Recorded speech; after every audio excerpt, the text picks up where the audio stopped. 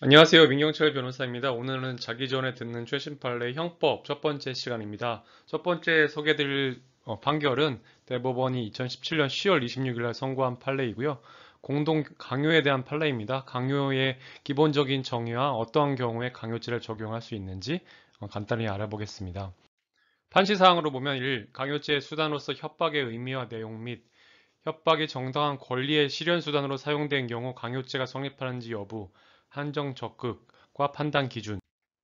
2. 민주노총 전국건설노조 건설기계지부 소속 노조원인 피고인들이 현장 소장인 피해자 갑이 노조원이 아닌 피해자 을에 건설 장비를 투입하여 수해 상습지 개선 사업 공사를 진행하자 민주노총이 어떤 곳이지 않느냐 현장에서 장비를 빼라는 취지로 말하거나 공사 발주 초에 부실 공사가 진행되고 있다는 취지의 진정을 제기하는 방법으로 공사 현장에서 사용하던 장비를 철수하게 하고 현장에서 사용하는 모든 건설 장비는 노조와 합의하여 결정한다는 협약서를 작성하게 함으로써 피해자들에게 의무 없는 일을 하게 하였다고 하여 폭력행위 등 처벌에 관한 법률 공동 강요로 기소된 사안에서 피고인들의 행위는 사회통념상 허용되는 정도나 범위를 넘는 것으로서 강요죄의 수단인 협박에 해당한다고 한 사례.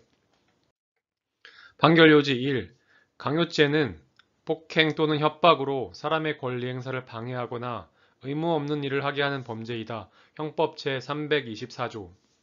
강요죄의 수단으로서 협박은 사람의 의사결정의 자유를 제한하거나 의사실행의 자유를 방해할 정도로 겁을 먹게 할 만한 해악을 고지하는 것을 말하고 해악의 고지는 반드시 명시적인 방법이 아니라고 하더라도 말이나 행동을 통해서 상대방으로 하여금 어떠한 해악에 이르게 할 것이라는 인식을 갖게 하는 것이면 충족하다.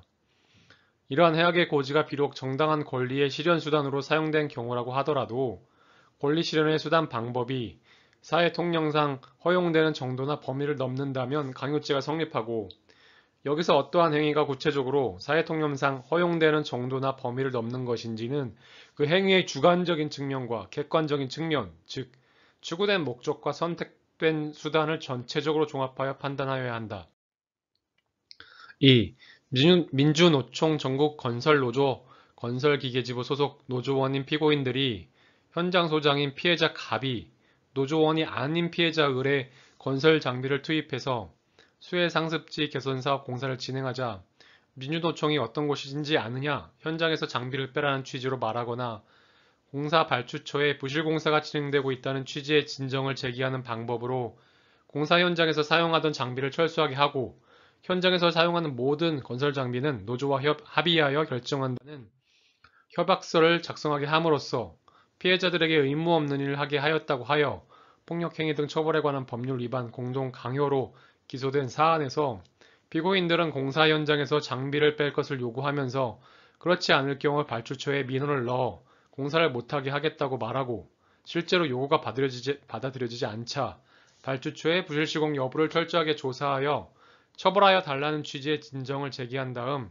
이를 이용하여 피해자들로 하여금 장비를 철수하게 하고 공사 현장의 모든 건설 장비를 피고인들 쪽에서 배차하는 장비만을 사용하도록 하는 취지의 협약서를 작성하도록 하였는데 이와 같은 피고인들의 행위는 피해자들의 정당한 영업활동을 방해함으로써 피해자들로 하여금 장비를 철수시키고 자신들이 속한 노조 지외의 장비만을 사용하도록 하기 위하여 발주처에 대한 진정이라는 수단을 동원한 것으로 그 의도나 목적이 정당하다고 보기 어렵고 나아가 피해자들의 정당한 영업활동의 자유를 침해하는 것이며 피고인들이 피해자들에게 위와 같은 내용의 언사를 사용하고 부실공사가 아님에도 공사 발주처에 부실공사를 조사해달라는 진정을 하였다면 이는 사회통념상 허용되는 정도나 범위를 넘는 것으로서 강요죄의 수단인 협박에 해당함에도 이와 달리 보아 공소사실을 무죄로 판단한 원심 판결에 심리미진 또는 강요죄의 수단인 협박에 관한 법리오해의 잘못이 있다고 한 사례. 이 사례 같은 경우에는 업무 방해죄는 왜 하지 않았을까에 대해서 한번 고민해 보실 필요도 있고요. 그리고 강요죄의 행위 태양이 어떤 것이 있는지, 그 중에서 협박은 어느 정도까지 인정되어야 하는지를 한번 되새길 필요가 있는 판례입니다. 다음 판례입니다. 두 번째 판례는 대법원이 2017년 10월 31일 선고한 판례이고요. 이것도 역시 앞에 있는 판례와 마찬가지로 원심의 판단과 그리고 대법원의 판단이 바뀐 것이죠. 어, 이거는 제가 기억하기로는 원심의 판단에서는 죄가 인정되었는데 이제 대법원에선 죄가 부정된 무죄 판결이 나온 판결입니다. 어, 꽤나 관심을 가지고 보실 필요가 있는 사건입니다. 반시사항 1. 무죄 추정 원칙의 의의. 형사재판에서 유죄를 인정하기 위한 증거의 증명력 정도. 낮 시간대 다수의 사람들이 통행하는 공개된 장소와 같이 통상적으로 어린 피해자에 대한 추행행위가 이루어질 것을 예상하기 곤란한 상황에서 강제추행이 있었는지를 판단하는데 피해자의 진술 또는 피해자와 밀접한 관계에 있는 자의 진술이 유일한 증거인 경우 이를 근거로 피고인을 유죄로 판단하기 위한 진술의 신빙성 정도. 이거 보시면 판시사항 같은 경우에 이것이 문제에 출제되기는 좀 어려웠고요. 너무나 원론적인 이야기고 그렇기 때문에 하지만은 만약에 실무에 나가셔서 실제로 변론을 하시거나 이럴 때는 너무나 중요한 내용들입니다.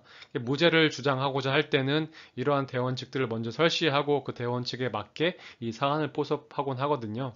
그리고 보면은 어떠한 증거의 증명력이 어느 정도 되어야 되는지 변호인의 입장에서는 어떤 증거의 증명력이 그만큼 되지 않았다고 탄핵할 경우에 어느 정도까지 탄핵해야 되는지를 알 수 있는 특히나 성범죄 경우에 특별히 알 수 있는 판례입니다.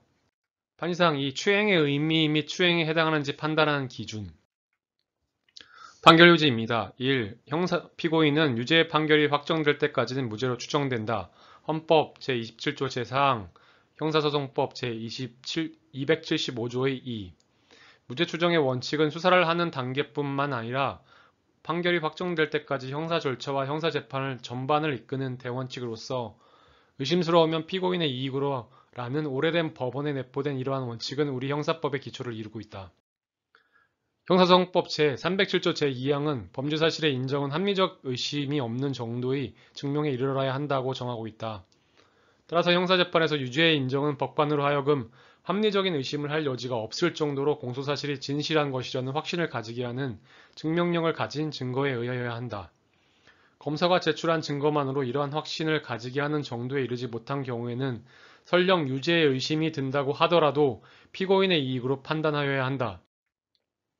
낮 시간대 다수의 사람들이 통행하는 공개된 장소와 같이 통상적으로 어린 피해자에 대한 추행행위가 이루어질 것으로 예상하기 곤란한 상황에서 강제추행이 있었는지 판단하는데 피해자의 진술 또는 피해자와 밀접한 관계에 있는 자의 진술이 유일한 증거인 경우 이를 근거로 피고인을 유죄로 판단하기 위해서는 진술 내용 자체의 합리성과 타당성뿐만 아니라 객관적인 정황과 경험칙에 비추어 피해자의 진술 또는 피해자와 밀접한 관계에 있는 자의 진술이 합리적인 의심을 할 여지가 없을 정도로 공소사실이 진실한 것이라는 확신을 가지게 하고 피고인의 무죄 주장을 배척하기에 충분할 정도로 신빙성이 있어야 한다.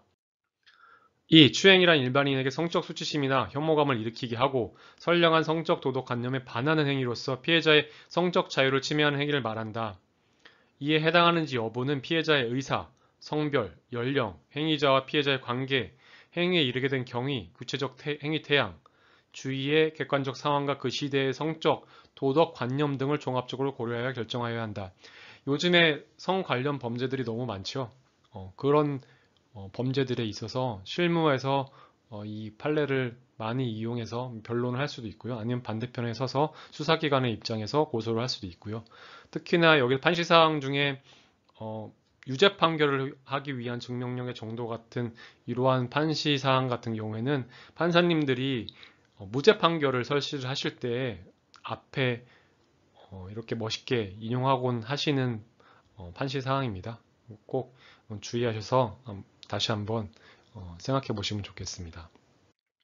세 번째는 대법원이 2017년 10월 31일 선고한 판결이고 횡령에 관한 판결입니다. 불법 원인급여와 횡령 혹은 불법 원인급여와 사기 그건 관계가 어떻게 되죠? 그걸 한번 다시 되새겨볼 수 있는 판결입니다. 판시사항 1. 범죄 수익 은닉의 규제 및 처벌 등에 관한 법률에 따라 직접 처벌되는 행위를 내용으로 하는 계약이 민법 제746조에서 말하는 불법의 원인에 해당하는지 여부 적극 및 자금의 조성 과정에 반사회적 요소가 있으나 그 자금을 위탁하거나 보관시키는 등의 행위가 범죄 수익 은닉의 규제 및 처벌 등에 관한 법률을 위반하지 않고 그 내용, 성격, 목적이나 연유 등에 비추어 선량한 풍속 그 밖의 사회 질서에 반한다고 보기 어려운 경우 불법 원인이 있는지 여부. 소급. 2. 피고인이 갑과 갑이 해외 투자처인 을회사에 투자하고자 하는 자들로부터 사기 및 유사수신 행위의 규제에 관한 법률 위반 범행으로 모집한 투자금을 피고인에게 송금하면 피고인이 이를 갑이 지정하는 외국환 거래 회사를 통해서 을회사에 전달하고 변호사로서 그 전달 과정에 부수되는 자문 업무를 수행하는 것을 내용으로 하는 에스크로 및 자문계약을 체결한 후 계약에 따라 갑으로부터 돈을 송금받아 보관하던 중 그 일부를 임의로 소비하여 횡령하였다고 하여 특정경제범죄, 가중처벌 등에 관한 법률 위반으로 기소된 사안에서 갑의 피고인에 대한 투자금의 교부가 불법 원인 급여에 해당하지 않는다고 보아 공소사실을 유죄로 인정한 원심 판결이 정당하다고 한 사례. 판결 요지 1. 범죄 수익의 은닉의 규제 및 처벌 등에 관한 법률 이하 범죄 수익 은닉 규제법이라고 한다. 는 형법 등을 보충하여 중대 범죄를 억제하기 위한 형사법 질서의 중요한 일부를 이루고 있다. 이 법에 따라 직접 처벌되는 행위를 내용으로 하는 계약은 그 자체로 사회성이 현저하여 민법 제746조에서 말하는 불법의 원인에 해당하는 것으로 볼 수 있다. 그러나 자금의 조성 과정에 반사회적 요소가 있더라도 그 자금을 위탁하거나 보관시키는 등의 행위가 범죄수익 은닉 규제법을 위반하지 않고 그 내용, 성격, 목적이나 연유 등에 비추어 선량한 풍속 그 밖의 사회 질서에 반한다고 보기 어려운 경우라면 불법 원인이 있다고 볼 수 없다. 2. 피고인이 갑이 해외 투자처인 을 회사에 투자하고자 하는 자들로부터 사기 및 유사수신 행위의 규제에 관한 법률 위반 범행으로 모집한 투자금을 피고인에게 송금하면 피고인이 이를 갑이 지정하는 외국환 거래 회사를 통하여 을 회사에 전달하고 변호사로서 그 전달 과정에 부수되는 자문 업무를 수행하는 것을 내용으로 하는 에스크로 및 자문 계약을 체결한 후 계약에 따라 갑으로부터 50억 원을 송금받아 보관하던 중 20억여 원을 임의로 소비하여 횡령하였다고 하여 특정경제, 범죄, 가중처벌 등에 관한 법률 위반으로 기소된 사안에서 갑이 피고인에게 투자금을 교부한 원인이 된 위 계약이 범죄 수익 은닉의 규제 및 처벌 등에 관한 법률 위반을 내용으로 한다고 보기 어렵고 계약 당시 피고인의 투자금이 범죄 수익금이라는 사실이나 불법적인 해외 송금 사실을 알았거나 이를 알면서도 협조하기로 하였다고 보기 어려우며 피고인은 범죄 수익 은닉 규제법 위반, 갑의 사기와 유사수신 행위 규제에 관한 법률 위반 범행에 대한 방조, 외국환 거래법 위반 등의 혐의로 기소되지도 않았다는 이유로 갑의 피고인에 대한 투자금의 교부가 불법 원인 급여에 해당하지 않는다고 보아 공소사실을 유죄로 인정한 원심 판단이 정당하다고 한 사례. 서두에 말씀드린 것처럼 이 판례 같은 경우에는 그 불법 원인 급여인 경우에 그 사기죄는 성립하는지 혹은 불법 원인 급여인 경우에 횡령죄는 성립하는지 혹은 사기로 영득한 것을 다시 횡령하였을 때 횡령죄가 성립하는지 이러한 내용들을 다시 한번 상기시킬 수 있는 판례입니다. 예, 오늘은 여기까지입니다.